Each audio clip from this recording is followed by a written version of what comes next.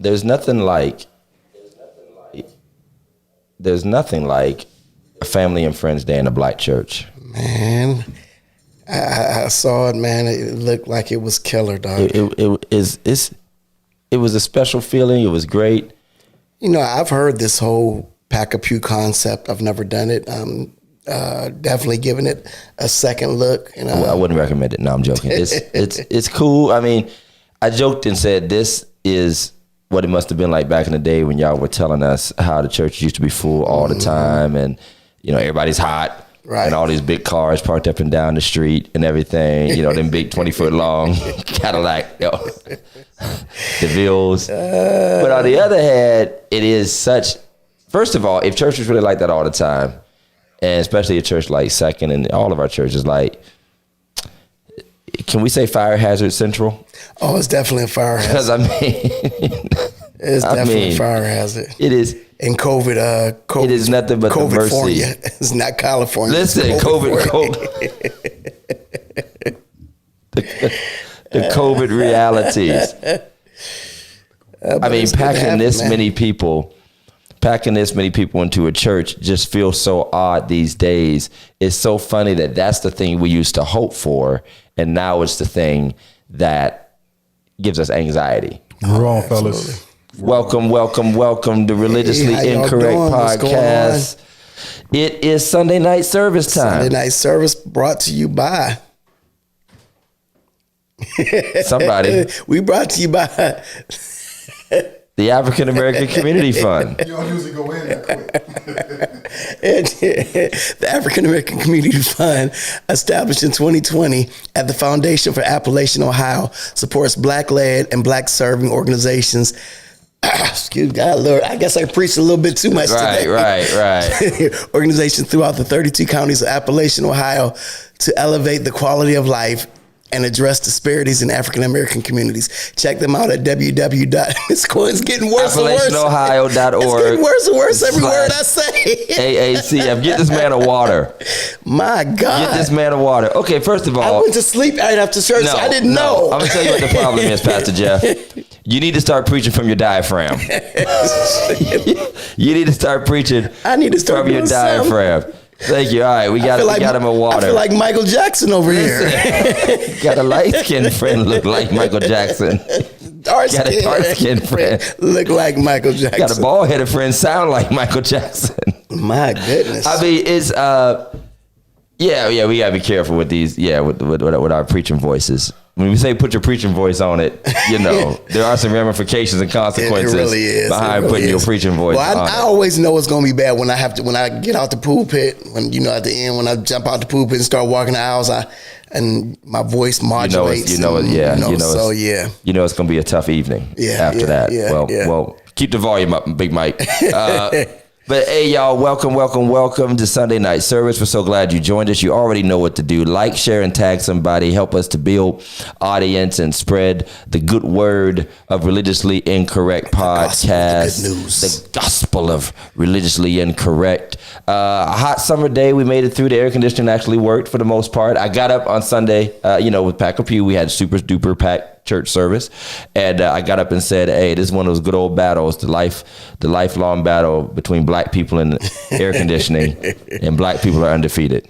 I tell you, whoever they got to fix ours, it was cold up. It was cold up in my. And whenever we do that on purpose, like whenever we get complaints about it being too hot and we finally get it fixed, we're going to freeze the holiness out of you. That's what we're going to do. We're going to freeze you up. We're going to get you good. But it was a good weekend. But I mean, we got to give right off the bat, there's nothing else. We're going to have to do a little extended first things first today, a little extended time on this, because what happened yesterday in Butler, Pennsylvania. Get your hand out my pocket. Okay. That quick. The only one that doesn't know that reference is Scott. Scott, the only person who don't know. I'd love to know if Scott has seen the Malcolm X movie all the way through. He'll tell you. I'd love to know. He gonna tell you. I'd love to know if he's seen it. But a shooter attacked a campaign rally for Donald Trump in Pennsylvania. We know that one person was killed, 2 were critically injured, and his ear, he was hit in the head. And he does. I misjudged you, my friend. And that is why he is a top fan. That's why he's a top fan. That's why it's never good to think any stereotypes about anybody. But no, for real, it is a serious situation. It really is. And for all the conjecture and different things, we all know that violence has no place, and we know that there should not be any violence. But I just feel like we got to talk a little deeper. Now, for full disclosure, and I thank Scott because he actually responded to the post that I put up. And I think I want to start right here. I was walking into Tony and Jackie's, stopping by the hotel, or we had friends in town, let the boys swim together. And that's when I first got the news, got the text, opened up my phone, and it was happening. And the first thing we thought was, is this real? Absolutely. Is this real? And the first inclination for a lot of people was, this is fake. And I said this in the hotel room to Tony and Jackie, literally minutes after we had the clip playing on Twitter, it's a shame that I have to wonder immediately if this is legitimate. Like, I literally said, what kind of world do we live in where instead of just being horrified, instead of just being shocked, you have to be skeptical? Because that could not have been the feeling when Martin Luther King, JFK, even Ronald Reagan, when other things have happened, nobody said literally immediately, I don't think this is real. And I did put on Facebook, I'm saying that because I did put on Facebook at the beginning, and Scott commented, I said something about this feels off. I didn't want to go so far to say this is staged, but I don't think it was just you though. I think that premise is going around, and not just when it first happened. I think it is still going around. It is, but I think more reasonable people, and I like to consider myself reasonable. I saw where the comments were going so deep into the stage thing, I just deleted it because I can't control what other people say. Right. And I didn't want to keep explaining because my thoughts and feelings were evolving. I didn't want to come off as like straight, strict, hoax stage this, but it did feel off because what I saw, I'm like, in a way, y'all might hate me saying this, but kudos to Trump if he really was up there fist pumping and all this kind of stuff. But a part of me, he's up there fist pumping and telling the people to fight. But a part of me was like, who does this, number one? And what Secret Service member lets the president do that? That is why they need to be fired. Because, he was able to put his shoe back on. He was able to do this foot. He was supposed to be jumped on, surrounded, and walked out as fast as possible. This cat was like doing a tap dance, like time to go. I'm sitting here like the way they let him stand up so long, like this dude is not that strong. Right. It was just so much. It was just so much that maybe even when I saw the images, I played over, and I'm such like a quickly analytical person, analytical, and I'm watching the clip over and over again on YouTube. On Facebook, Twitter, X, I don't care. And I'm just like, why is he standing up so long? Who would let him do that? I hate to say it like this, but how do you miss in this day and age? Well, that was a part of it. Why wasn't anybody running? Like, that's what's going on. But the sad thing is the fact, and I don't believe, I'm telling y'all, I see all y'all comments, I don't believe it's staged and it's a setup. I don't believe that. But immediately, I was just like, this feels so weird. I don't know. I can't say that it wasn't staged because people died. I'm not saying it was staged because people died. I'm saying it was staged that there are shooters who are so good that they can literally hit you exactly where they want to hit you at. I was in the Navy.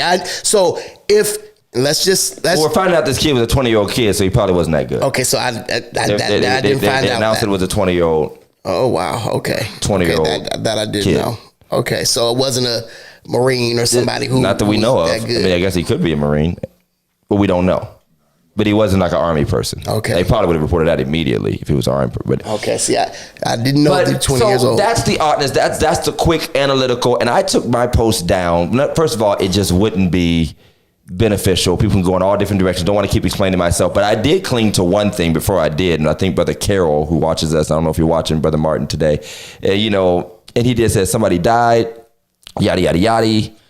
And I said, but it wasn't just what happened, but it was the immediate response. And there were two immediate responses on two opposite extremes of the spectrum. One, and I'm talking within 10 minutes.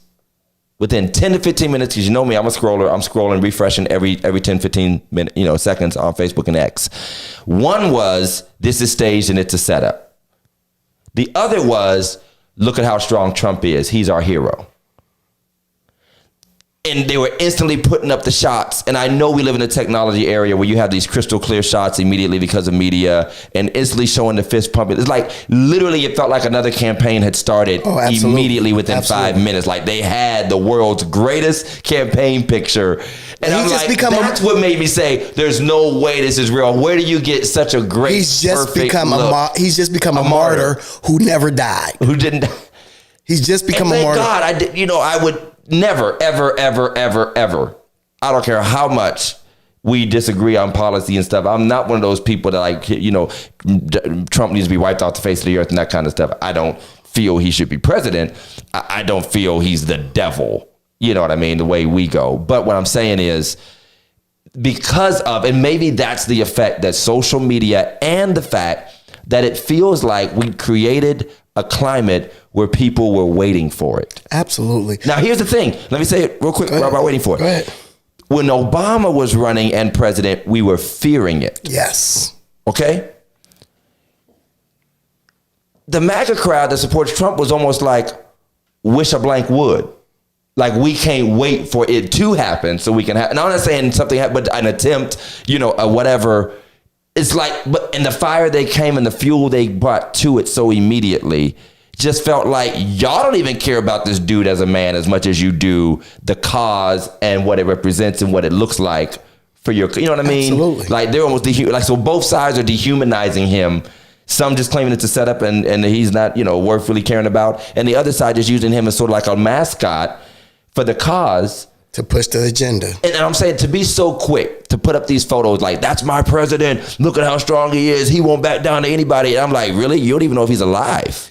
Well, we have these sycophants. We have all these sycophants who are literally going. Here's what Michael, is it Michael Eric Dyson? Yeah. Here's what Michael Eric Dyson said. He said, Frankenstein was the doctor, not the monster. Wow. We always forget. We forget that he was the doctor. He created the monster. And so we have these political sycophants fans who are literally creating this monster who is, it's the agenda that they're portraying and they're going to keep on pushing it. And now a lot of people have said this literally just won him the election. Grove just said it. I said it that night. I don't know how he loses now. You want to talk about who is more physically fit to be president? Biden can't finish a sentence. Trump can take a bullet. That entire debate has been settled. Yeah, pretty much. Okay, Biden can't finish a sentence. Trump can take a bullet and get up like Bruce Leroy in The Last Dragon with a bullet in his teeth with the glow. And I don't see how he loses now, to be honest. I really don't. Now, I hope that he doesn't. And I hope that for right reasons, which is almost impossible now, people vote their convictions and their beliefs and their thoughts, and they still just deeply believe that Biden is the better candidate if that's their belief and that's why he wins. But I think this entire nature of this campaign has completely shifted, and it was already bad. It was already bad after the debate. And that had already shifted the dynamics in such a negative way in Biden's case. And now this, you talk about fuel for the fire. And I guess if we're going to ask when you have security, regular security, then you have these, how did he get in? How did this? He didn't get in. He was on a rooftop 150 yards or 200 yards away. He was on a rooftop. They showed the building. They showed his body because snipers protecting did shoot. They shot him too late. I guess he was noticed at the last second, he was noticed for a few minutes climbing. One person claims they noticed him climbing up there. He was noticed just before, and they even show a live video, which this is the blessing or curse of having cameras everywhere on everything. Absolutely. You have the government sniper suddenly realizing that this sniper is setting up to shoot, and you can almost see him like act surprised, like, oh, this is real, and has to pop off. So when you hear these extra shots, they're shooting back at the sniper. Okay. So when there's all these extra shots, so we don't know exactly how many shots might have, been shot from the sniper versus the Secret Service people who I read in an article, I think it was CNN talking about it, they're outsourced in some ways too. But here's a couple of things that still feed, and we're going to say something about conspiracy theories in a second, because there's a reason we think everything is fake news, by the way. There's a reason we all think somebody who's not named Biden created the phrase fake news. And if you wonder why everybody thinks everything is fake and would question everything, you still got to give credit where credit is due. And that is 45 created that world. But what I'll say is there are a couple elements to this story that will make you wonder. The tattoos. It has been said, the tattoos have already started. It has been said that the Secret Service is supposed to scope out 500 yards around and secure any building structure or barrier 500 yards. It's been said on CNN sourcing, and that this guy was less than 200 yards away, and there was nobody on that roof, and apparently nobody had secured that site. We all see what I thought was a major failure of the Secret Service, I believe, to cover him appropriately, regardless of all the fist pumping crap he wanted to do. If you had to break that dude's arm to get him down and sit down, that's what your job is supposed to be. That's their job. And it felt like they were just really waffling around. And I guess no matter how much you train, you just don't expect it to happen.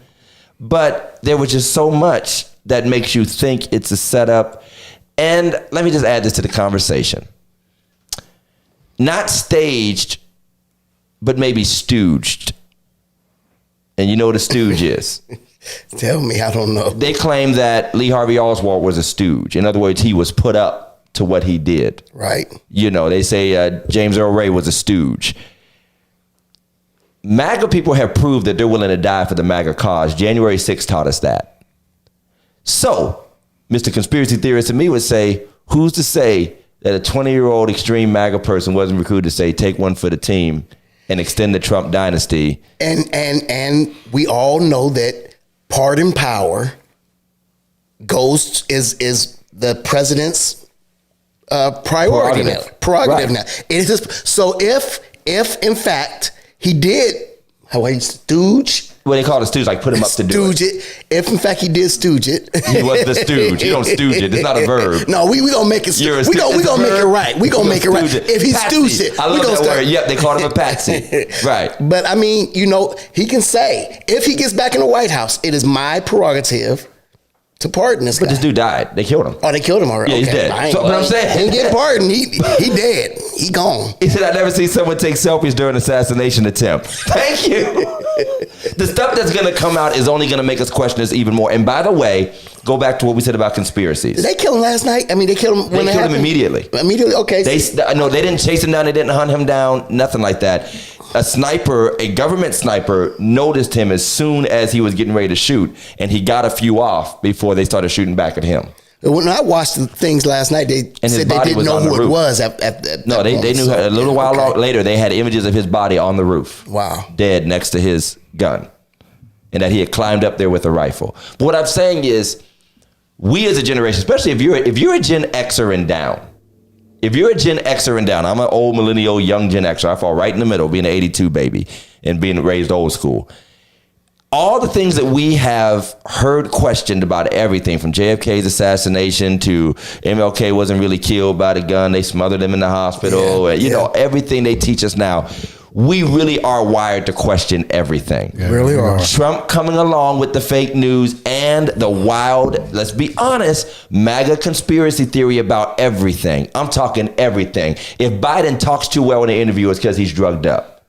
You know what I mean? Remember the conspiracies about Clinton and child sex rings and all these, you know what I mean? Every time you turn around, QAnon, there's all these.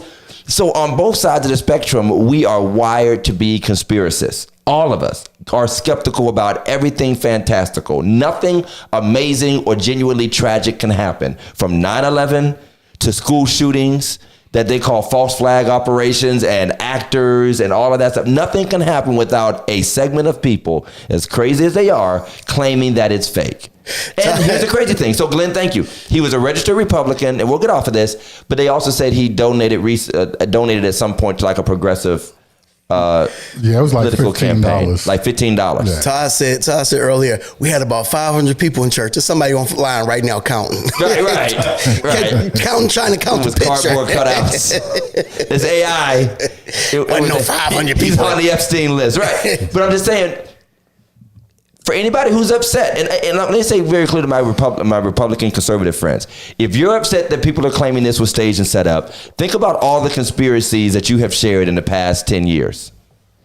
All the crazy conspiracies you have shared or your peers have shared, because it's been crazy, the stuff that has come out of the far right movement. Absolutely. Absolute insanity. And let us make it clear and plain, religiously incorrect does not support anybody being shot, killed, none of that. I mean, if Hitler came back to life, I support. Kill him again? Kill him again. Kill him again.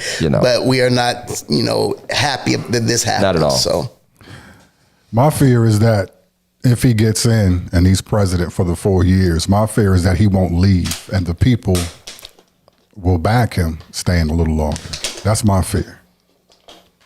This has definitely put Trump in a divine space among his most devoted followers. Exactly. Absolutely. Including, by the way, a bunch of Christians and Christian nationalists. Absolutely. If you didn't think folks was up in church quoting scriptures talking about the resurrection. Somebody preached on it this morning. Folk was quoting scriptures. But it's wild. We live in perilous times, as no Pastor weapon Jeff formed said. against me. No weapon formed against Trump shall prosper. I've seen that. That's like a whole shirt. I've seen that. So again, greater is we he don't that want is in Trump. Any of this early Sunday morning. Trump got up with all Trump in his Trump.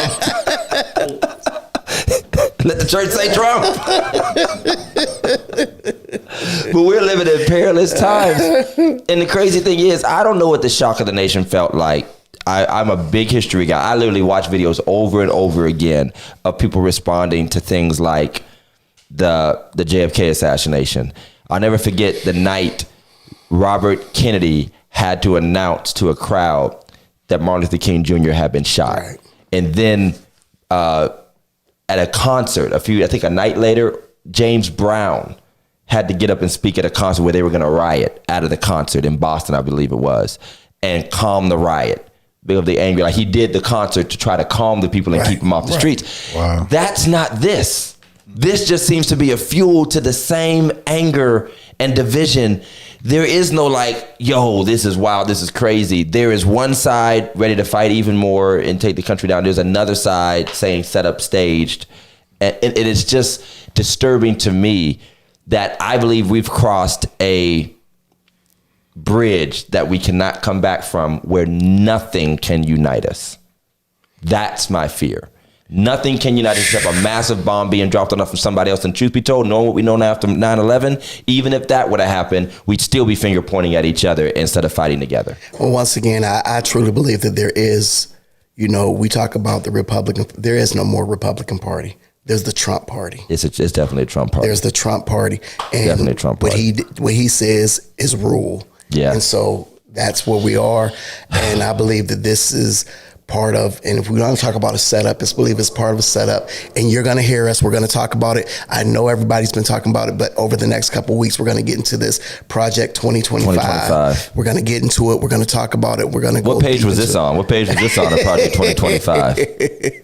It's somewhere in there. We're going to find out. It's somewhere in there. Well, y'all, thanks for tuning in. Go ahead and share, tag somebody. We're going to lighten the mood. It's time, and I promise nobody's going to get shot in the next segment. It's time for Meme of the Week. Meme of the Week. Meme of the Week. Welcome to Religiously Incorrect, ladies and gentlemen. Meme of the Week. Send us your memes of the week. Man, sorry, these Mo. are all jokes. We are just playing. Sorry, Mo. We didn't pick your meme. This meme of the week. Sorry, Mo. She won't be at church next week.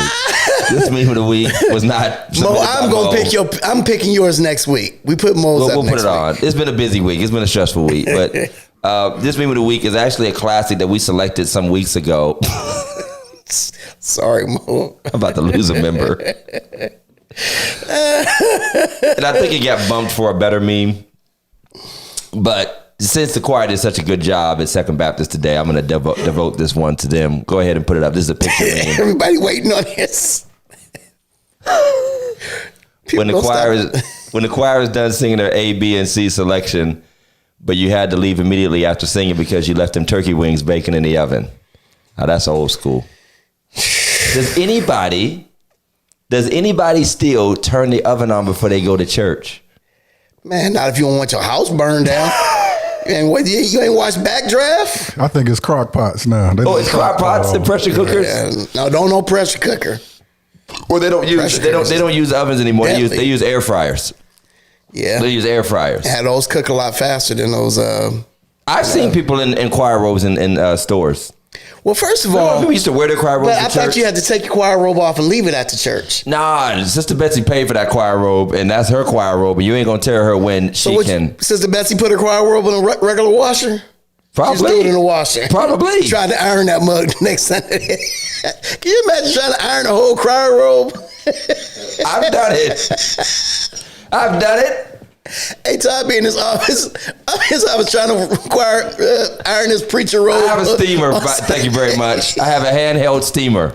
Thank you very much. But I have used an iron in the past on the floor in my office to get my robe right. I have done that. I have done that. Wow, you're really coming in real tight there, Mike. Come on, man. I know what I'm doing. Oh, I didn't realize I was on preview. My bad. I can see the whole screen. But anyway, everybody saying they sent one. Everybody got one. Listen, please keep on sending them. Please keep on sending them. Okay, we got one from Scott too. By the way, I forgot to show y'all. We was running late. We're getting beat up on not putting. We're gonna do a whole show just on memes. We did that once, didn't we? I don't know. No, we didn't. We didn't. No. Only they took them to the Elks Club. Now, no, Wingfield, no, they didn't take the choir robes to the Elks Club.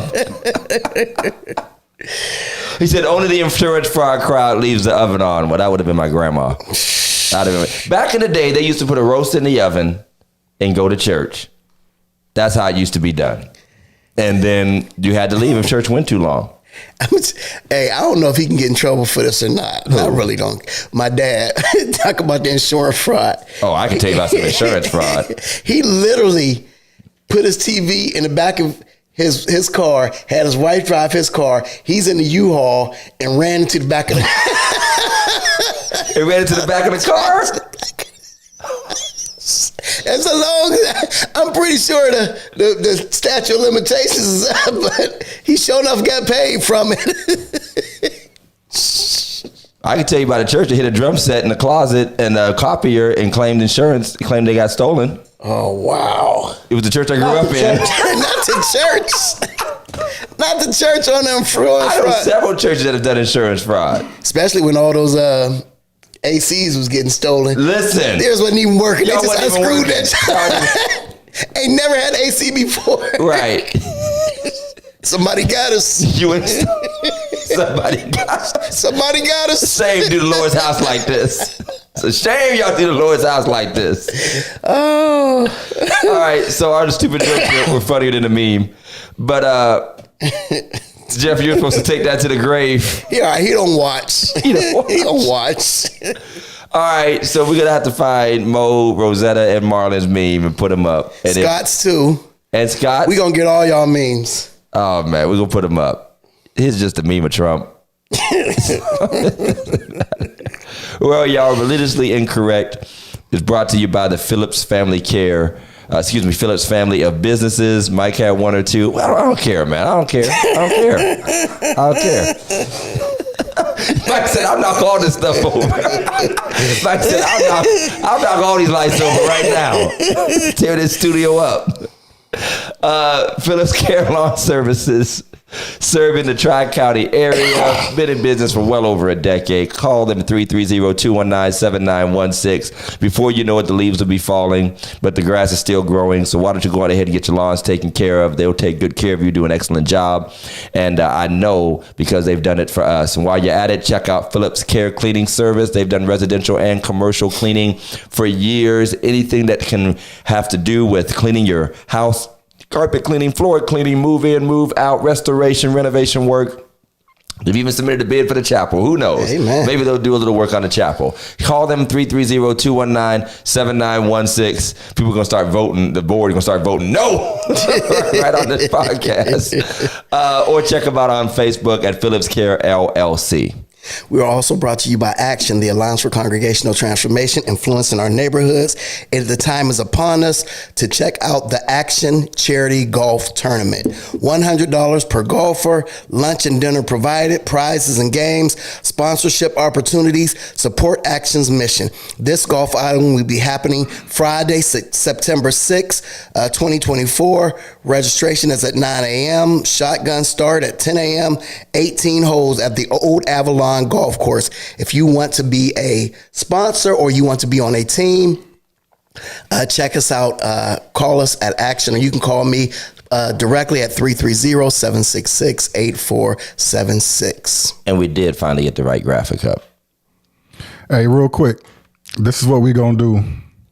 Everybody go ahead and send your memes. Send your memes. Send your memes. Send them again. And instead of doing the opening topic, we're going to do maybe 20, maybe 30 minutes of just memes and go through them. We're going to go through everybody's memes before we get to our main topics. Now, listen, if it's rotten, we still ain't doing it. No, we're going to do it. No, we ain't We're just going to make sure you take responsibility for your own rotten meme. We put some stinkers up. Now we're going to see yours. Your name will be attached to it. Like nobody laughed at my choir robe in the supermarket picture. No, that was corny, bro. I can't win.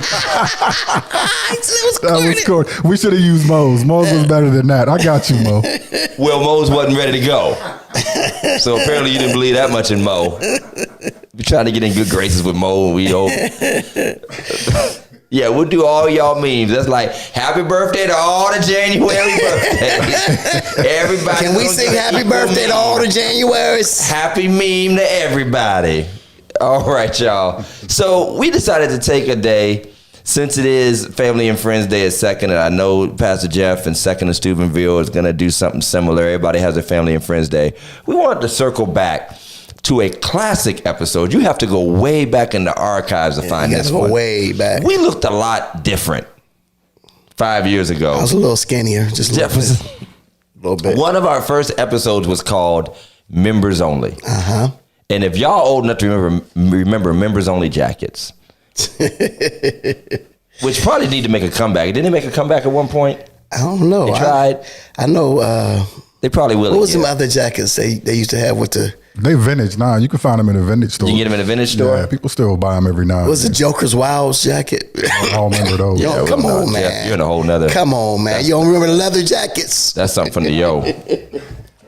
Well, we wanted to rehash that subject because in the last 5 years, the world has changed massively. And we've talked about it with the effect of COVID on the church and online ministry and all of that. But just the overall view of what it means to be a member of the church and how members have become almost like out of fashion. Like people attend church, but don't necessarily join and commit to churches. Absolutely. And on the flip side, and I guess this is why this came up to me, because at least 3 times in the past month, someone has come up to me at an event, whether it happened at an open house a few weeks ago, it happened at a fish fry a few weeks ago, where somebody said, hey, pastor, that I got baptized at Second back in 1983. Somebody else said 1977. And they literally looked me in the eye and said, am I still a member? And the immediate answer, of course, is no, I haven't seen your face. You haven't been on the roll literally since I became the pastor, which is almost 10 years ago, 9 years ago now. And I was amazed that that's a part of the thought process at that end of the spectrum. Like there's a side of the spectrum where I don't need to be a member anywhere. Of course, there's a whole, I don't have to go to church to be a part of a church to love God and all that. But then there's another side where there's like this eternal membership feeling. Like you never drop off, which I just think is equally strange. But then again, maybe it's not. Maybe there's a part of culture where there's just, and maybe because I was raised in a different time, people have not gone to church the way they used to, that this lifelong connection with a home church, but it feels like, it's one thing to say that's the church I grew up in or I used to attend, but to say like, I still consider I've had people say, I still consider myself a member there. And I know you've heard this. Oh yeah. I still consider myself, I haven't been in a long time, but I still consider myself a member. And I'm like, well, I don't. Well, I don't. We just had this big Juneteenth celebration down at the Ville. Right. And I mean, I've met at least 30 of my members I hate saying my members. 30 of the members of Second. You own that, this one of your members too. This one of your members too. And I'm like, okay, well, I ain't seen you. I don't know. But, and now granted, I've only been there 6-7 months. So, but still, I think if you haven't been there in 6 or 7 months. Well, let's just do this at the top of the show. Let's just do that part. Because I was going to put out a poll and maybe we should do it later on. How long do you think a person can be away before the church?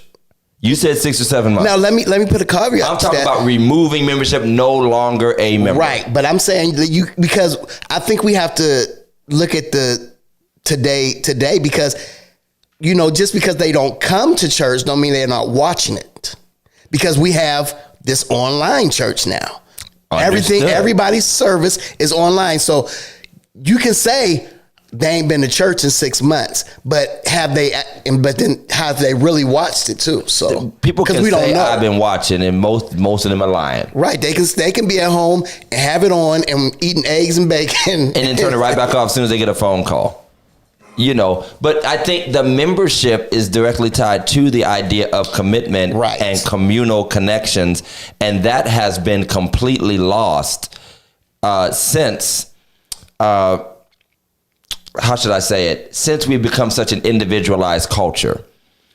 And Scott says it, that the concept of membership is lost to TikTok culture, online culture in general. I read a really excellent article about how the idea of communal space and activities and collective efforts has been lost to individualism, and the only thing that replaced it was technology that further isolates us from each other, but tricks us into thinking we're all together. Well, I like what Elder Carter said, paying members. I mean, so that's a whole nother. But that takes it up a notch. Problematic because what if somebody doesn't have much? I understand it, and they're basically in a perpetual financial strain, or at least according to themselves, even though they have the latest Dooney and Burke bag all the time. But Lord knows I'm on fixed income. No, I'm joking. But okay, second, we had a 3-pronged approach. And I want to get to Dave's because it's very, we had a 3-pronged approach at Second. When I came and I was like, well, so what is the standard? Because obviously that's a big thing for a new pastor that you're going through right now. Who's a member, who's not a member? Folk will come up to you and tell you they took me off the roll and that wasn't fair and I'm still a member and da-da-da-da. Okay, it used to be attendance in worship services, giving, and receiving the Lord's Supper. Now, we had a long talk one time with our leaders, but I said, is it all 3 or is it either or? As in, you attend regularly, and maybe you don't give nothing. But we can't say you're not there. Right. You might even show up to all the events and volunteer and carry chairs and do all this stuff, but you never give. Do we cancel that person out? Do we have people who send in money but never come? But they always send their money. Lord knows there is not a black pastor on the face of the earth that has not had a member of somebody who doesn't come, but somebody, treasurer, mother, deacon says, but they always send their money. That's right. Been sending their money for 35 years. There are people who literally say, I don't go to church, but I send my money. I send my tithes. So am I supposed to say, but you're not a member, no matter, even if they've been a member since the 70s, they've been sending their money, they don't come, whatever reasons they don't come. And then there's the Lord's Supper. There are some people who come on those first Sundays, don't really attend church Bible study, participate in anything, but they're always there at least every other month to make sure they get the Lord's Supper, especially if you're Baptist. It's big to get the Lord's table, take communion.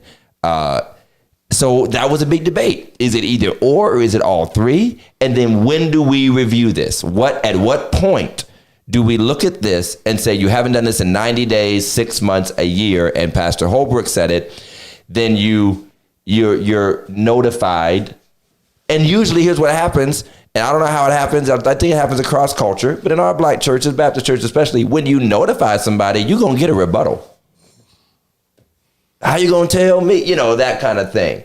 Ain't nobody checked on me. This first time somebody called me. Oh, get that a lot. Now y'all calling me to ask me if I'm a member, but we didn't check me when I was in the hospital. I was in the hospital. I had COVID. I was, that's definitely a big one. So Pastor Holbrook brought up the point of active members and inactive members.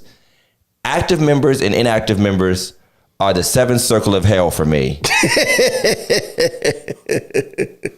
Active members and inactive members are the second. I'm being honest, y'all. Love y'all. It's the seventh circle of hell for me. Because every time I ask, is this person a member? Somebody died. Were they a member? Yeah, but they were inactive. Well, how long were they inactive? Since 88? I'm like, they're not what is the distinction? Like, okay, so Pastor Holbrook says we have active members and inactive members. They're not attending or giving if they're inactive, and they cannot vote without being reinstated. And we have a little reinstatement restored, we call it process. But after 3 months of inactive, the board will vote to terminate the membership with a written letter. No. And we do reach out. Listen, that ain't gonna fly. That ain't gonna fly. Not at the black church. That ain't gonna fly. We might try to go over the membership about 5 years. Every 5 years. If 3 months. And COVID done messed that up. How you gonna judge the COVID years? How you gonna judge COVID? Wasn't nobody here then. Nobody here. I drove by. You was in there with a camera. So inactive, especially in the Baptist church, the Black Baptist church, is the devil, because people just stay connected just in name only. Literally, you are a member because you told, I kid you not, you're a member in your mind because you tell people at the bar you are. I need to talk to Dave. I need to talk to Dave Holbrook. I need to talk to, because I'm trying to figure out how after 3 months they send in letters like you are done. How does that happen without a straight up fight? It's over. How does that happen? I mean, and they waiting. You like got one more week. If they'll come one more week. They got one more week and it's over. I actually do know a black pastor that does that. We got a friend in the city that is that tight. That is that tight. I think that's a little too tight, but it's another, again, we go to the opposite extreme and it's so tough. Okay, here's the part about active, inactive, non-members or people who think they're members. One of the biggest barriers to holding up membership standards for a person who's not a member are their friends and family who are members, who will defend them, fight for them, or quit the church if you tell their friend or cousin or mama they're no longer a member. And I have said this in many, many meetings. We could put a lot more weight on our membership standards if we all collectively believe in this. If I knew that we could do what Pastor Dave just said, maybe not exactly that. It could be after a year. It could be after 2 years. But if I knew there wouldn't be a revolt from the members who are family and friends to that person, who do tithe and do come, but now they're willing to put all that on the line and start a fight over somebody they know full well has not been to church in 4 years. And that's the biggest defense, is that people won't man up when it comes to their loved one and stand on the principles we all voted on. And can I just say that if I talked to a guy today at my church, I talked to a guy today who is in leadership, who comes sparingly. He comes sparingly.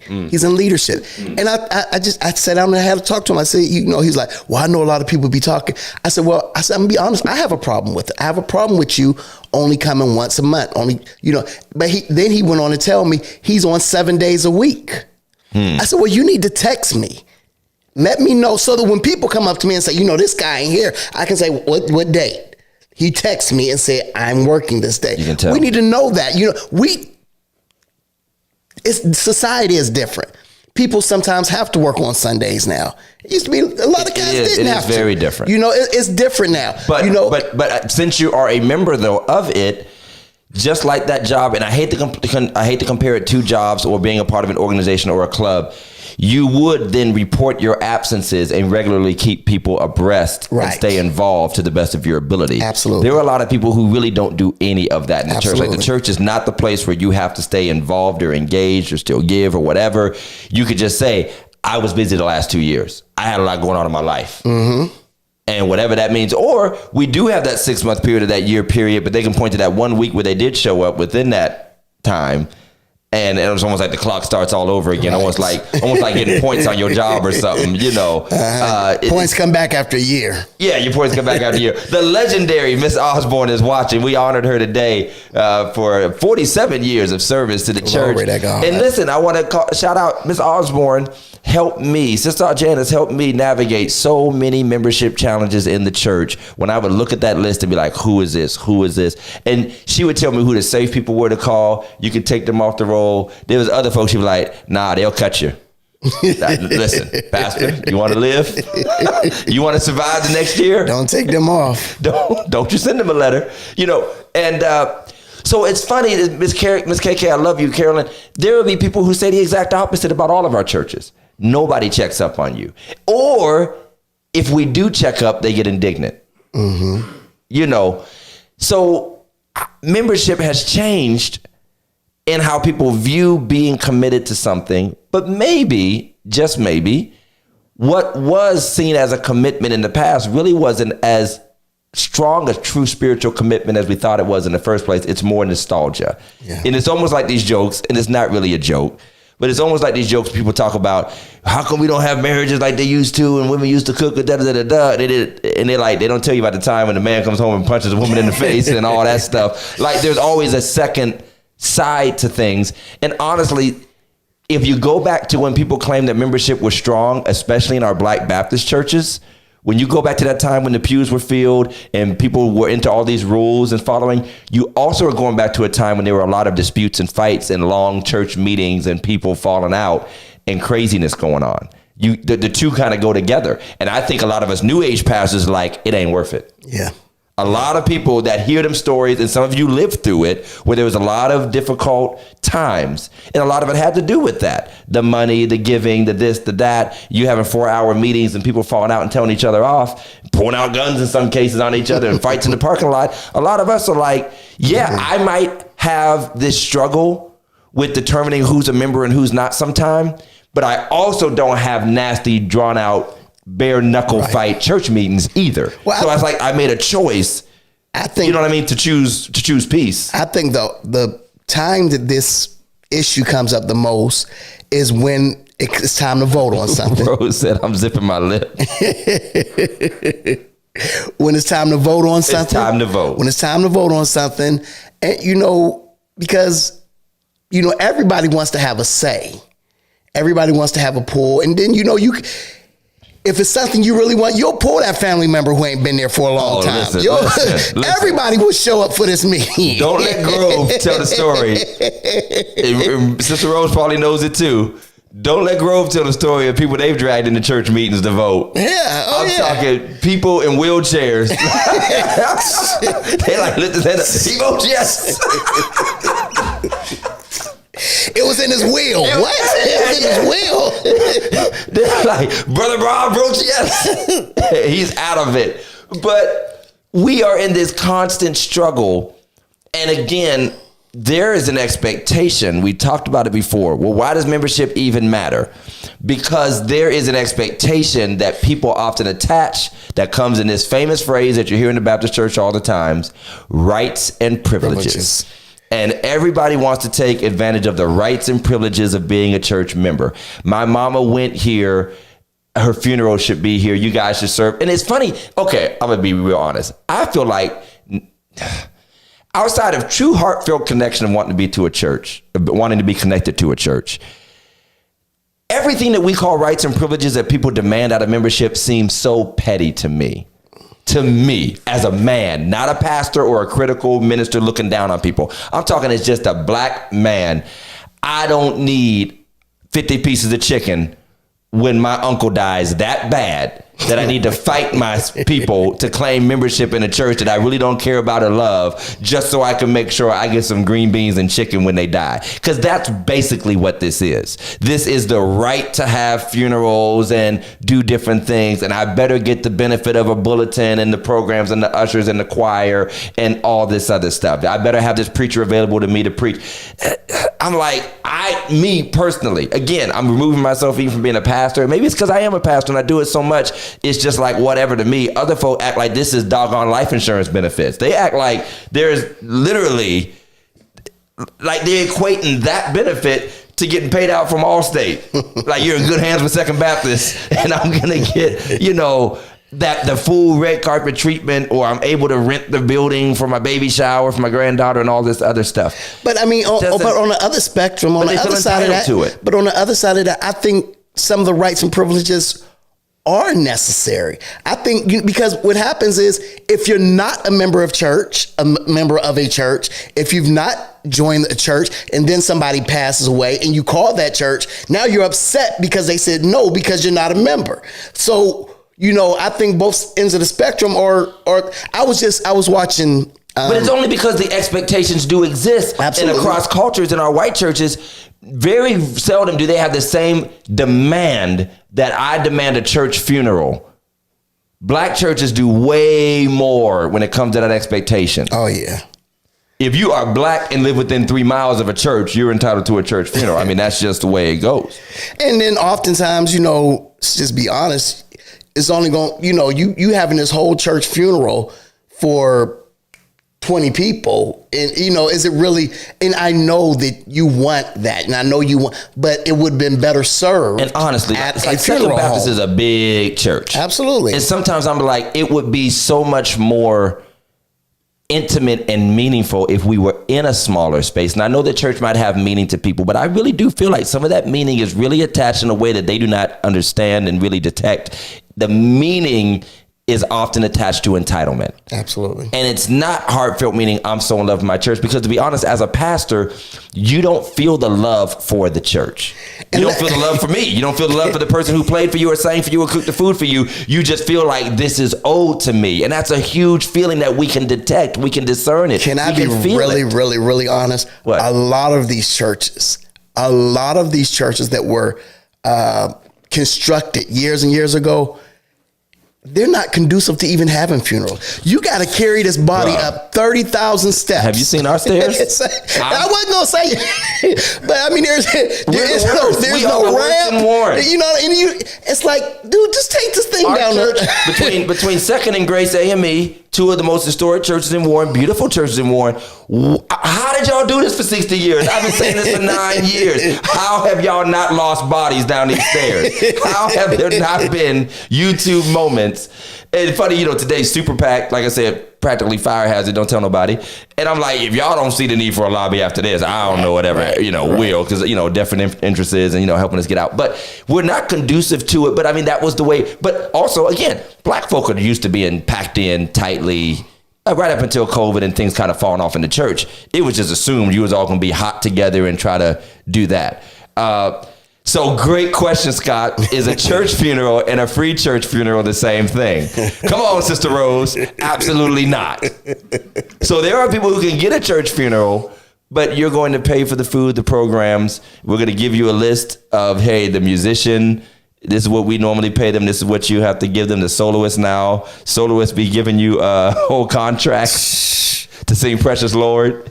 They be like, I need a green room with yellow M&Ms in it and Perrier water. But my soul was angry. Stepped the game up, been hurt. But no. So you can have a funeral, but here's the thing. The resources even available to the church, even a paid church, when you talk about people available, the way churches are operate now, the expenses that have gone up for everybody. When you talk about funeral expenses going way up, which they have, and when I'm talking about literally funeral director, funeral expenses, caskets, vaults, all that stuff, the cost of everything has gone up. And honestly, it used to be Sister So-and-so just liked to sing and would always sing for somebody's funeral. It used to be easy. Thank you. It used to be easy that you could just pull these things together. And people didn't expect the same quality. Go on ahead and put it up, the honor system up, and then get cussed out when you send the invoice. And we will send you an invoice. Send you an invoice. But here's the thing. We have lost the sense of having a true collective responsibility for what we're a part of. And I would say this, it's not just church. I wouldn't want to be connected or claim to be connected to anything that I'm not truly committed to and doesn't really have meaning to me. And if you claim to be a member of a church, you should truly be committed to it, and it should mean something to you. And it shouldn't just be something that you recite to people when they ask you, where do you go to church? Or you want to let people know at public functions where you go to church, or you hear about your church doing something good that you are not contributing to, like folks will probably do tonight when they see us on the news, and they'll all say, that's my church. And if I were hearing them say it, I say, no, I'm not, your pastor or your church. But like, why would you want to be connected to something or claim something that doesn't have any real meaning to you? And how could dare you say it has meaning to you if you don't even step through the doors, if you don't even give a minimal amount or show any pride in supporting anything? I don't care if you're in a fraternity. I don't care if you are I don't care what you do, Elks. You're part of the local baseball association, VFW. Why just do it for pride? And then, as Sister Rose and my office staff, my poor office staff experiences so much, or people hear gossip and negativity towards me or whomever, out in the street. You have so much to say about what you didn't get or who didn't do this, but many people don't have much meaning and commitment to what they're so mad about when they don't get their way. Right. I just preached 2 weeks ago. I think it was 2 weeks ago. Assembly required. Okay. And talked about forsake not the assembling of yourselves. And I prefaced it. You know this better than anybody. So I hate assembly. Right. I hate assembling anything, whether it's toys on Christmas. Because assembly takes time. I am the put stuff together friend. Assembly takes time. Assembly takes patience, and sometimes assembly takes help. Correct. To get people to come together. It's not an easy thing. So here's my question. Here's my question to you, because I think now, especially for you, because I know you got a pretty good online membership.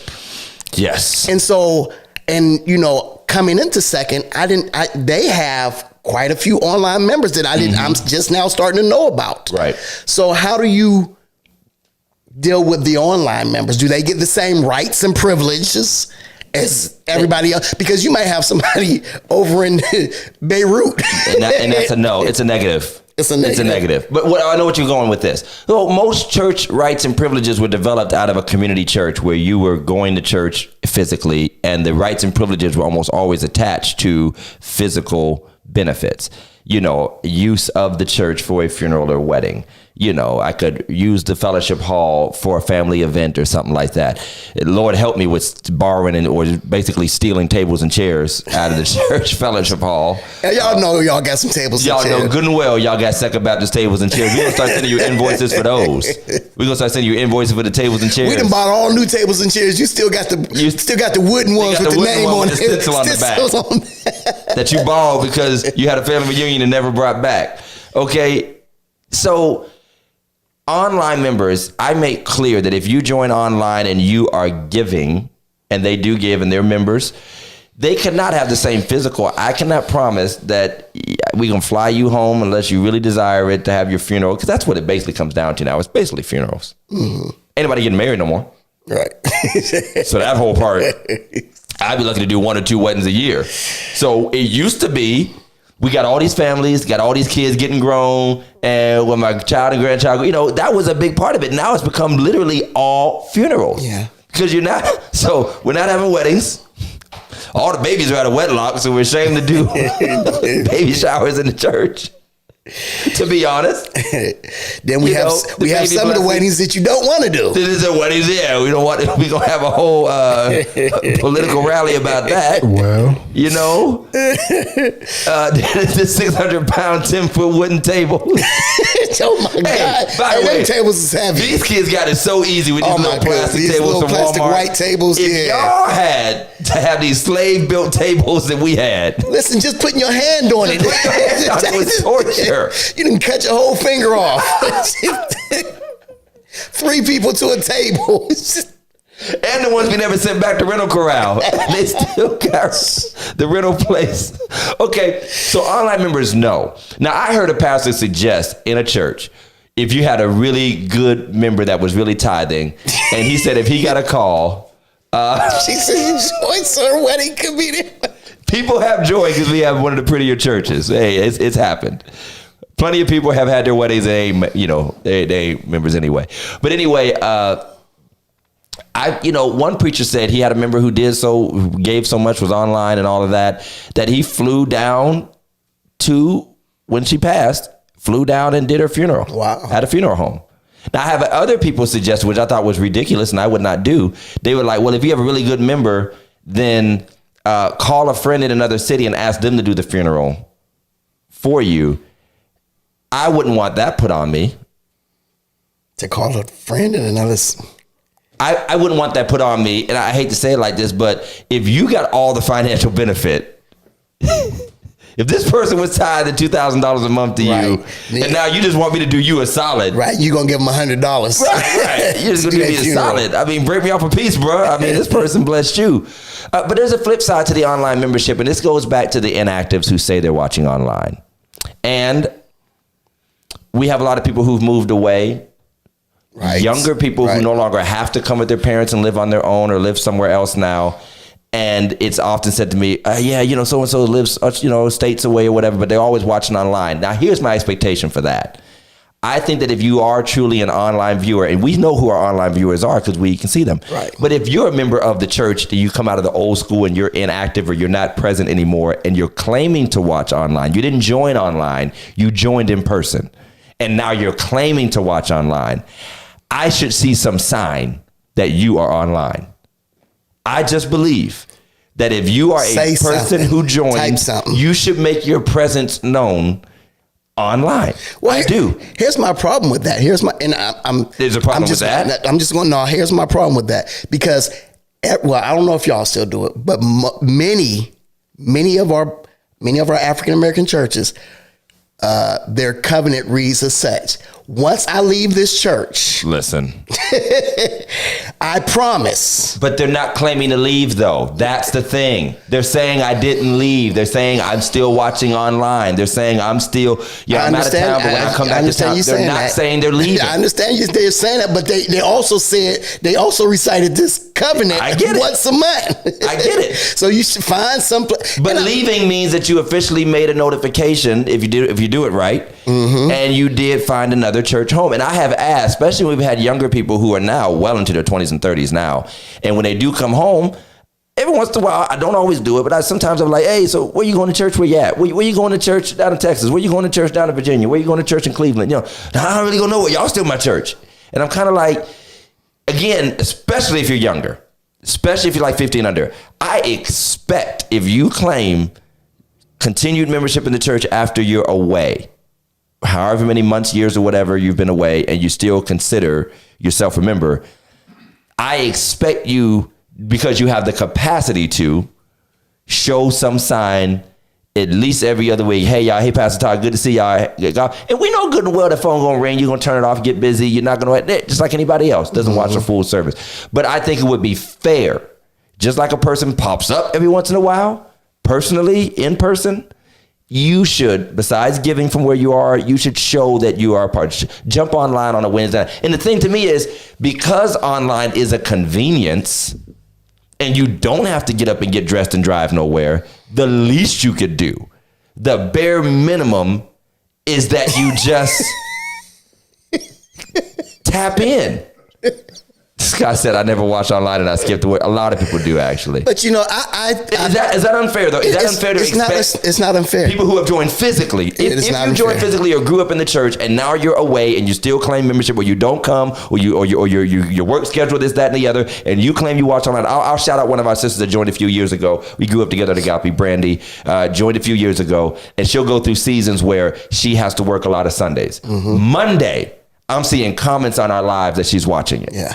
She's watching it. I'm seeing live comments pop up. Because you have a great online, and I'm grateful that Second has that second of the veil, has a very great online response. And I just think it's only fair that if you're watching, say something. Don't, just type in a little bit, or that's right, whatever you say. I don't know what I'll shout out one more. I'll shout out one more publicly. Brother Sterling, who's one of our members, when he's not in church, he will text me that day or the next day. Great sermon. Really like how you brought out that point. Like your jacket. Just so he's gonna make sure I know. Right? Yeah. That he saw. Make sure you know the sermon. But again, just like somebody who might have to come in and is not able to stay, has to go to work. The least, and that's the problem that I have with membership, is that membership has become so easy for us to still not make a commitment. Think about what church was versus what it is. It went from 3-hour services to 90-minute services. It went from all-day services on Sunday to one service, and maybe the options mess a few people up. Less. Not having all the options might mess some folk up, because some folk like the 8 a.m. or the evening or whatever. But you only got one service. Excuse me. Sorry. You only have one service. You only have that one Bible study, and you are acceptable watching online. You're acceptable. Just about every pastor is glad to have you online, but at least show yourself there. So I'm sitting here like, we grew up talking about Baptist, Kojic, whatever you were, how much we had to be in church all day, all week, all these revivals, all this extra stuff. And now it has been pared down to nothing, and you still don't do that. To me, that lets me know that you have devalued the function of the church and the meaning until a need arises. And you might have great personal affection. I'm not saying you stop loving the folk in the church. You stop loving the people you grew up in. You stop believing that the church is important. But as an active part of your life, you don't see the need to carve out what has become the most minimal amount of time.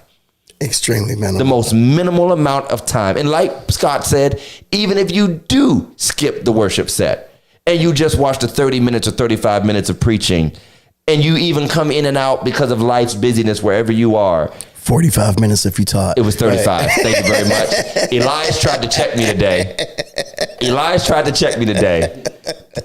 Okay, y'all. Somebody, Elias he needs to start watching me. Elias tried to check me today and tell his first preaching joke in the car. As soon as we got in the car, as soon as you closed the door, he said, "Man, Dad, that was the longest story of the paralyzed man I ever heard." He said, "Why was it so long?"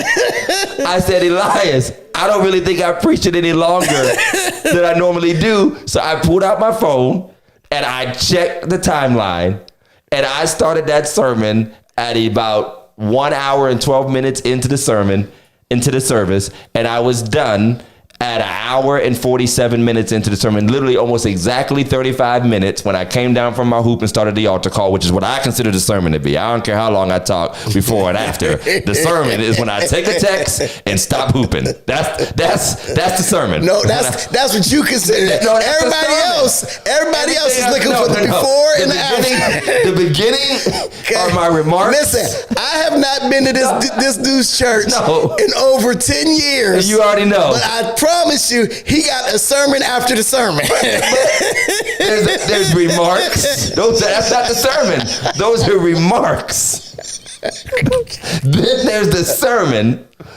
I ain't mad at you. There are more remarks. And the altar call. Okay? That's how that works. Because I was never over 25 minutes. And I have gotten really bad with it. I really have. I'm definitely between 35 and 40 minutes now. And I feel bad because when I went down there, they said, "You don't preach long, do you?" I was like, "Man, I'm about 25 minutes. You telling stories. It was not long, I'm so mad at y'all. Go watch when I take my text. That's when the sermon starts. Go watch when I read the scripture. When I read the sermon doesn't start until I read the scripture. Hey, Mike over there like, "Man, I thought I was at work, man." Thought I had punched in. And the sermon ends when I come down and I begin to make and I transition from the sermon that has ended to final remarks. Oh my God. Y'all are rebuked and silenced. Silenced. Rebuked and silenced. Today, it was the benediction for me today. You and First Lady was standing there, and I'm in the back with the camera. I'm holding. Yeah, he was holding. He was getting tired. My arm getting tired. It's shaking. I'm like, man, this cat don't come on. You need to get one of them strap-on things that you put around your shoulder and hold up your elbow for you. Hey, when I used to be with Todd, everybody be like, it's our. I'd be like, but wait, there's more. But wait, there's more. Back to membership. Right, I'm doing coaching, sneaker preach on top of preach. All right, you ain't got to lie.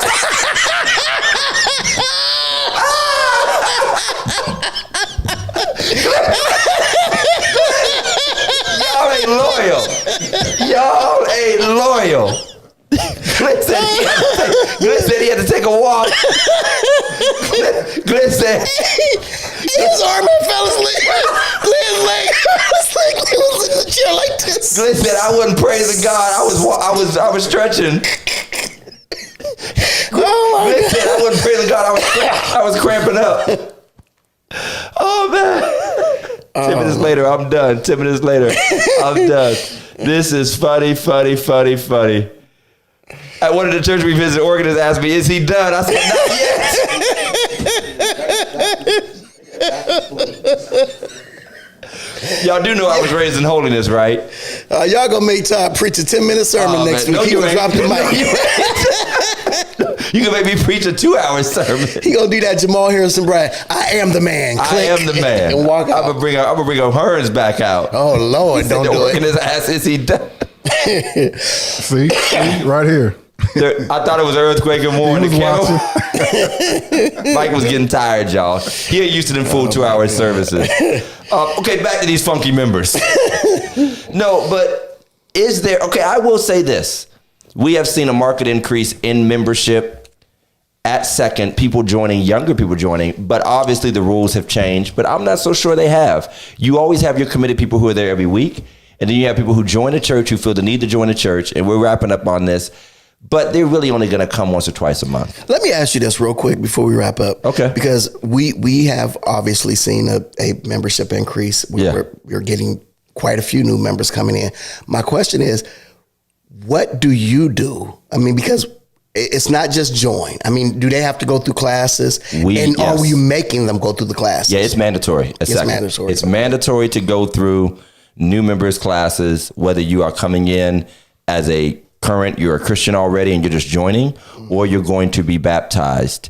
You've received salvation, and salvation we do believe is instant if you believe and receive Jesus Christ. But if you're going to be baptized, which is usually scheduled out, you have to attend classes before you do that. So let me ask you, so somebody walks down the aisle and they say, I want to join Second Baptist. Right. I mean, do you tell them at that moment? Yes. You have to, before you join. Is that before we don't you join? make like a speech, but they're told that and reached out to like almost immediately. Like that week, they get a call. I don't make a speech. I say, we're going to journey with you. There are going to be classes you're going to be reached out to. We have new members classes, and that's going to help you understand who we are and what you need to know, and you need to follow through with those classes. Okay, so if they don't take the classes, they're not officially added to the roll until they've actually taken the classes. Gotcha. And we started a whole separate list on that, because what was happening is, as we were having this rapid growth when I first came, and then we had a couple seasons where we had rapid growth, there were all these names of people who came down once and never came back, right, which happens at everybody's church. Absolutely. Which is why I don't always I did it before. I won't say I never done it, but I don't always just say 13 people got saved today, 12 people got saved today, because you don't know what that's really going to work out to with long-term commitment. But we have a process where we reached out so many times, and after that we'll just stop. And if they come back 6 months from now, well, you got to go ahead to the class. And some people have asked, like, I came down in January and it's October and I never did anything. Do I have to walk down again? Mm-hmm. And sometimes I say no, but at some point I'll mention, because the folks literally forgot that you came down. And they do make a good faith effort. And that's why I always ask the church, they expect the office to reach out, or the pastor to reach out, and the deacons to reach out. But I said, if somebody came down, many times they came with someone, or someone knows them. And I asked them to do their part to help that member stay on track, or to tell that cousin or friend that might hear from them better than a stranger. Hey, remember you came down, when you're gonna finish up. But we started keeping a separate list unless they are a regular. We even have a way with our software to keep people who come regularly, give regularly, but never joined. And they're just a contributor, like technically like, the software. We're not trying to diminish them. That's how the software kind of notates them, attendee, contributor, but not a member.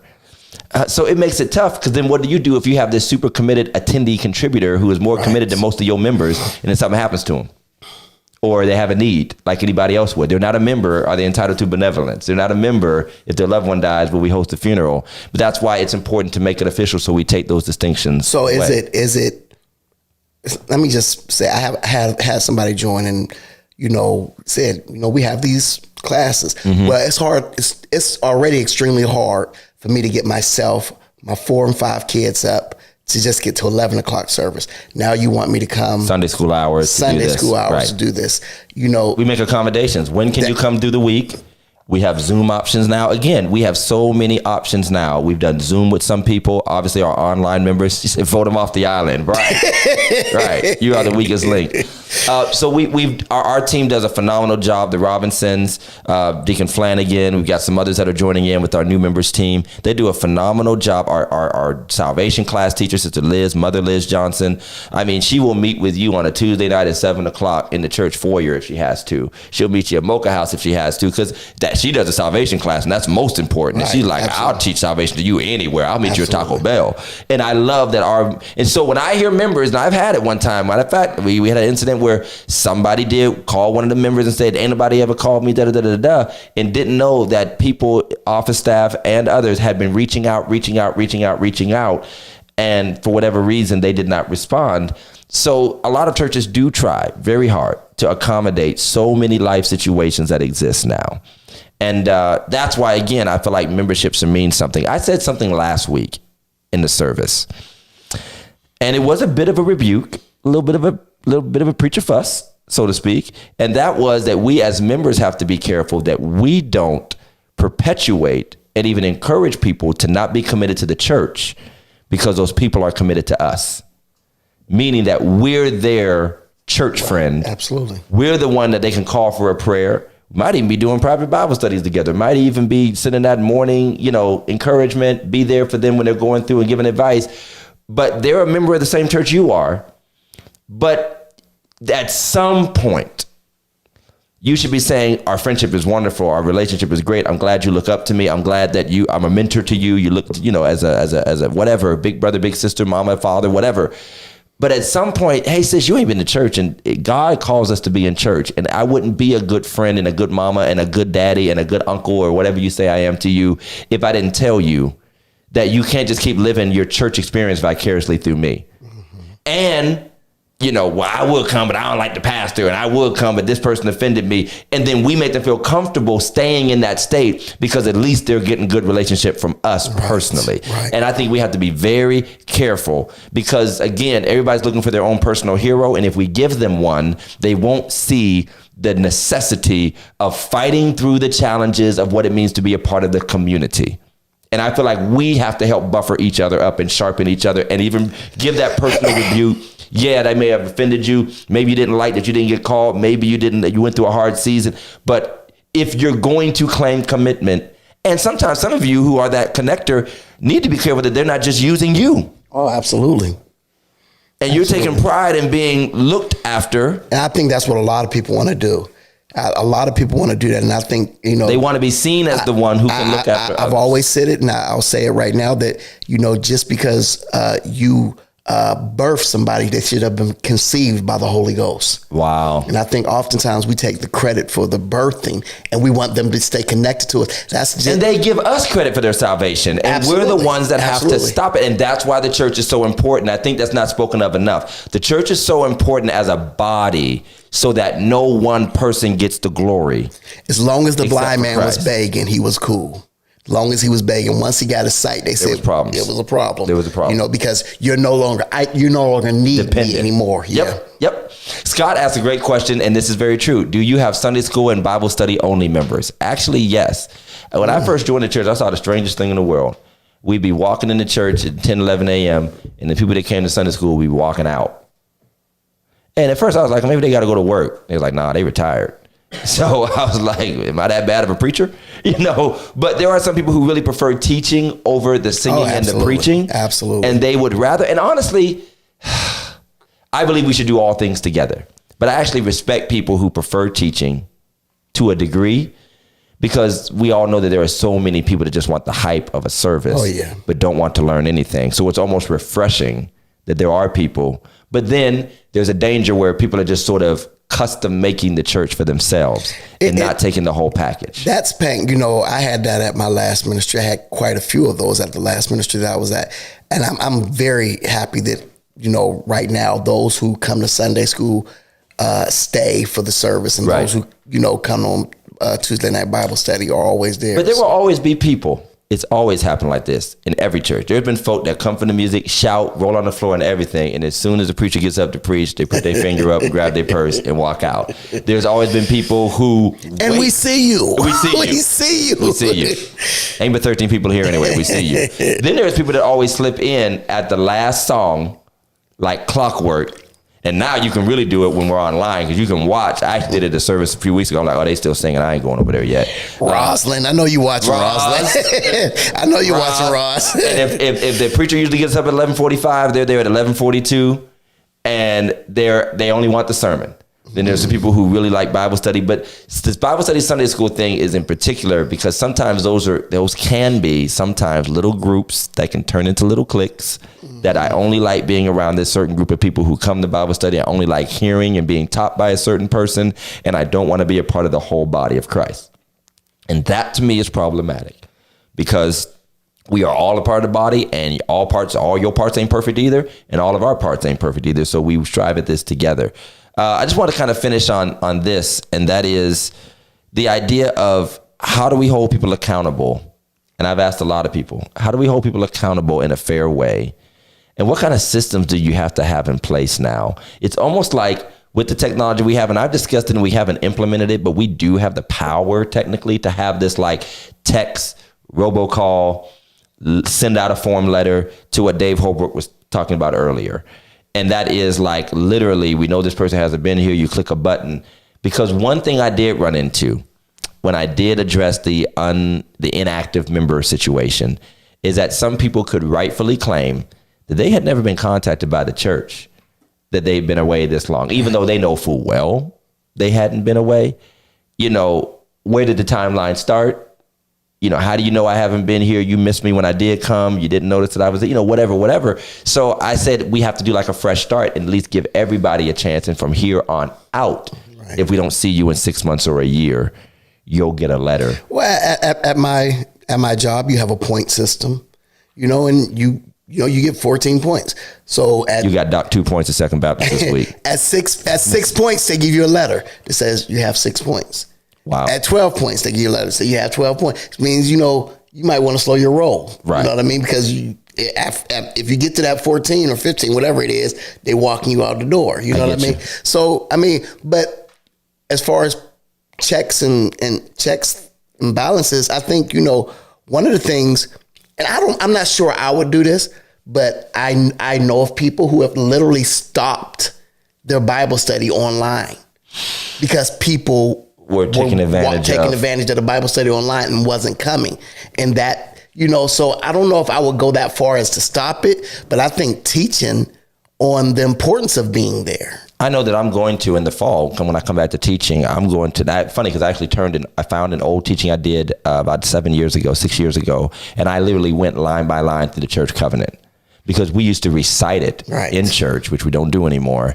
And that's a good Baptist thing. If you're old school Baptist, you used to recite the church covenant either first Sunday for communion or whenever somebody joined. And we'd read through the whole thing in the front of which I think is important. Because even though it's a Baptist, it really applies to any church. It does. Just take Baptist out, it applies to any church. But we often do stuff. Two things we do a lot in our churches are commitments and our doctrines. We just recite them and don't understand them. And so I rehashed it, literally found all my old notes, put them into a folder. I actually could work them into another Bible study workbook, and make that another Bible study book that I might just, make some money off of. You want to help a brother out, pay off his college tuition. But I'm going to teach also through it. And I'm literally working on, possibly when we come back in September, being able to do an actual lesson in this book where I pass it out to and we go through it together. We go through it together.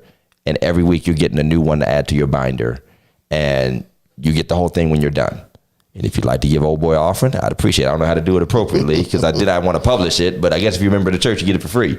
But I'm just saying, because it's a lot of work. I literally went through and studied scriptures for every single line in the church covenant. Having been led as we believe, start right there. Mm-hmm. What do we believe? What is it that you should come into as a core foundation? And I think that that's so important because what the church is guilty of, what we can be indicted on, is we have all these handshake 2 or 3 weeks, which our staff does a phenomenal job. But we also operate on a lot of assumptions that people understand the traditions of the church and the traditional expectations of the church. And I've heard a lot of and been guilty of it with my own leaders, not to mention members. Pastor, I didn't even know you expected me to do that. Wow. There are people who didn't know they were expected to tithe because some of us are falling over ourselves to not come off as money hungry. We avoid talking about money. And so we don't learn how to talk about it graciously. And I'm trying to do a better job of that. I didn't know you really, I didn't know it was a requirement, even if you don't call it a command requirement, but just an expectation that when I joined the church. And so the world is hungry for the living bread, but are we really feeding it and preparing it in a way that they can see and receive it? And so I feel like we have to do that to a new generation and then find other spaces to live out this church covenant and say, hey, maybe you're not going to come to the main Bible study, but I created a young adult Bible study you do come to, and that's a part of your church commitment. Yes, I like that. And we can do that in that manner. So I just think there's a lot of space for this. We could talk about membership for a long, long time.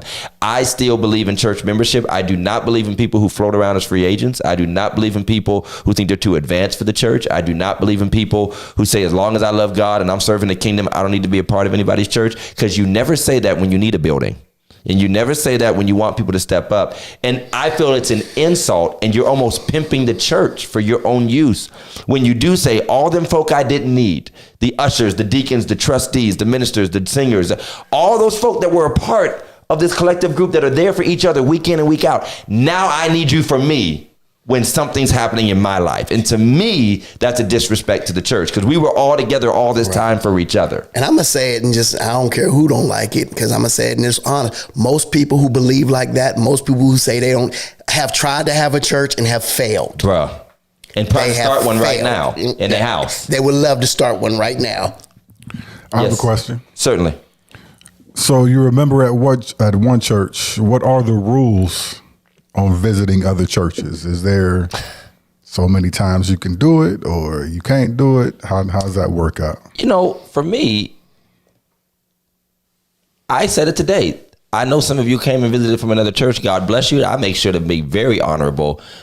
Tell your pastor I said hello. Thank you for release. I hope you got permission. I don't want to say permission because some folks don't believe in that. But I will say, you should be committed most to your own church. Absolutely. I have known of and seen members who spend way more time at other folks' churches and are even serving at other folks' churches, yet still claim membership at our church, which I think is just totally weird. But if somebody's like really going and serving and doing something, I'll ask them after a while, like, does it please you to unite with that church? Because you really should have a church home. And there's a whole bunch of folk running around claiming 2 and 4 church homes, or you just like second home to me. And I just think that's a little bit, destabilizing. Yeah, absolutely. For the body. My mother always told me, eat at home, because if you don't eat at home, you go somewhere else, you'll eat anybody's food. Right. So I think that, go to your home church. If that's the place that you're joined with, that's the place you're, have connection with and fellowship with, go there. I mean, I'm not saying you don't ever visit. I've heard Pastor Todd say it on Mother's Day. If you have a mother who's alive, go visit your mother. I've taken that, you have a father. If you got a home church you came from and they ask you to come to something, go. And we all have that. I mean, obviously I go preach places, I get away weeks and weeks, lots of weeks sometimes. There's nothing wrong with that's how they get recruited. You ain't wrong. I had to beat back somebody last year. You preach real good. Our pastor retiring, right? I was like, yeah, okay, whatever. But for real, there's no number. Or if you're away, if I see you over there 3 times, I'm going to say there's no number. But I think when it gets excessive, and I'm just like, hey, is the God really moving on you there? Then you might want to. And people are afraid to have those conversations, and they just disappear and stuff. And I don't think people know the type of person I am. Just come tell me. I'd be, sad to see you go, especially if you're a very good person. But who am I to tell you where God's leading you to go? But here's what I don't want to tolerate is you just floating around all the time. Right. That's insulting. Right. You just floating around. Everybody's giving you a good word every other week. If you a Nate Choir, bruh, I got one. Bruh. I don't even want to. Bruh. I belong to second, but I'm in the choir over here at such and such. Thank you for watching our show tonight. But I mean, it happens. I mean, hey, we have musicians from other churches. But I always tell them to commit to their church and never, diminish their church for us. So they don't miss their church. But we have a lot of people who will just miss our church to do what they want to do somewhere else. So Elder Carter, by all means, says, I knew she was coming. So I just believe we should have that commitment. Any other questions from the Peanut Gallery, from Big Mike? Any questions? Any comments you want to add, Big Mike, to the night? No, I'm good. Okay. Yeah. Anything, Pastor Jeff? Great show again. Well, man, it's been a great episode and we've enjoyed it. I would just encourage you to be faithful to your church. Membership strengthens us. I really do believe it. It's like anything else. If we put into it what we could build out of it, there's so much wonderful things that can happen. And you're under watch care. Yeah. Oh Lord, I'm under watch care. I'm under watch care. I'm just saying, if you got 52 weeks in a year, be at your church 51 of them. 51 of them. 51 of them. You get 1 week vacation. Right. We had to bring Mo back on soon. Hey, we love you, Pastor Dave. He lost, I think, your long-term secretary at your church, I believe it was, or a person that worked and served in the church for a long time. Prayers for you. Lord knows that we know the pain of losing. Very, very significant. Everybody in the church is important, but there are just some folk that have just been very vital to the house of God and local churches. So we had to get Mo back on. We're going to do a meme show. We'll bring Mo on to do a meme show. We'll just go on to do a meme show. And thank you, Brother Hill. And of course, you know what? I'm going to see you, Greg, at the services for Brother Richard. Big shout out to Brother Richard Oliver. His family passed away. Our former bass player at Second Baptist, who passed away. He's gained his victory in Christ. I'm not going to say he got wings. He gained his victory in Christ over sickness. And don't laugh, Jeff. No wing T-shirts. No winged T-shirts. But we're praying for wife, Sarah, children. Bye, Jeff. Praying for everybody. He's a wonderful brother. I believe I can fly. Thank y'all for watching Religiously Incorrect podcast. We love y'all. Be sure to like, share, subscribe, watch the audio podcast. I believe I can touch. Kelly. The audio will be out on Tuesdays. Tuesdays the day the audio come out. You can check us out on all audio platforms. And I don't know if you saw Mike's comment, but if you're 15 years behind on your tithes, you can go ahead and write that check since you want to be a member and all. God bless you. Y'all take care. Peace out. Peace, y'all.